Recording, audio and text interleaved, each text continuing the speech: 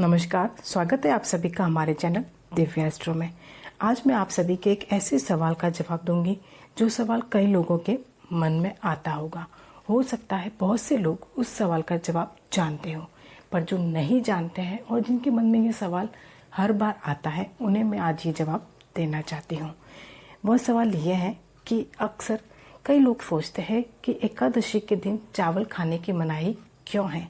ऐसा क्यों कहा जाता है कि एकादशी के दिन चावल नहीं खाने चाहिए, एकादशी के दिन चावल खाने को वर्जित क्यों माना जाता है। तो इसका जवाब ये है कि पुराणों में लिखा है, एकादशी के दिन चावल खाने से जो नहीं खाने योग्य चीज़ें होती हैं उन्हें खाने का फल आपको मिलता है। ऐसी एक पौराणिक कथा है कि माता शक्ति के क्रोध से बचने के लिए महर्षि मेधा ने अपने शरीर का त्याग कर दिया था और उनका अंश पृथ्वी में समा गया। चावल और जौ के रूप में महर्षि मेधा उत्पन्न हुए, इसलिए चावल और जौ को जीव माना जाता है। ऐसा माना जाता है कि वह महर्षि मेधा का ही एक रूप है जो कि चावल और जौ के रूप में पृथ्वी पर उगा है। जिस दिन महर्षि मेधा का अंश पृथ्वी में समाया था उस दिन एकादशी की तिथि थी। इसीलिए यह मान्यता है कि एकादशी के दिन चावल नहीं खाने चाहिए। एकादशी के दिन चावल खाने से यह माना जाता है कि आपने महर्षि मेधा के मांस और रक्त का सेवन किया है, इसलिए हमें यह घोर पाप बिल्कुल भी नहीं करना है।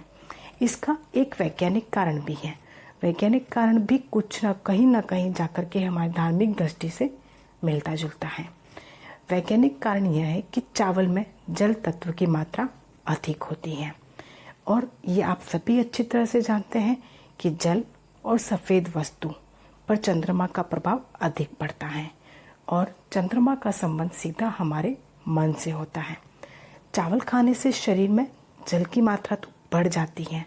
जल की मात्रा बढ़ती है तो इससे मन विचलित होता है और चंचल होता है, और मन के विचलित या चंचल होने से व्रत के नियमों का पालन करने में बाधा आती है। एकादशी के व्रत में मन का निग्रह और सात्विक भाव का होना बहुत ही ज़रूरी है। इसीलिए एकादशी के दिन चावल से बनी चीज़ें खाना वर्जित कहा गया है। और देखो, इसीलिए ऐसा कहा जाता है कि एकादशी के दिन आप जितना हो सके कम पानी भी पिए।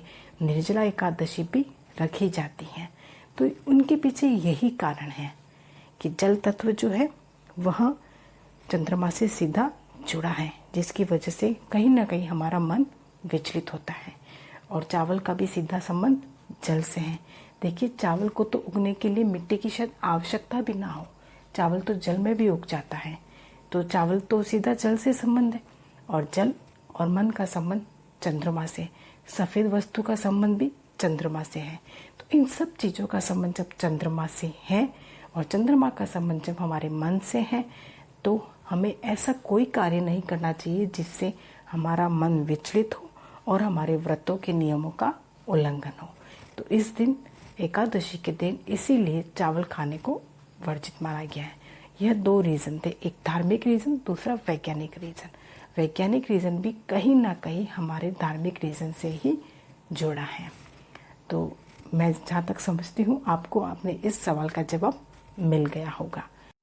यदि आपको मेरा वीडियो पसंद आया हो तो इसे लाइक ज़रूर करें, और साथ ही साथ यदि आप मेरे चैनल पर पहली बार आए हैं तो चैनल को सब्सक्राइब करना बिल्कुल भी ना भूलें। मैं इसी तरह से अपने चैनल पर धार्मिक जानकारी लेकर आती रहती हूँ। और यदि आपका कोई रिक्वेस्टेड वीडियो हो कि मैं उस टॉपिक पर वीडियो बनाऊँ तो वह भी आप मुझे कमेंट बॉक्स में लिखकर ज़रूर बताएं। मैं उस पर भी आपके लिए वीडियो लेकर आ सकती हूँ।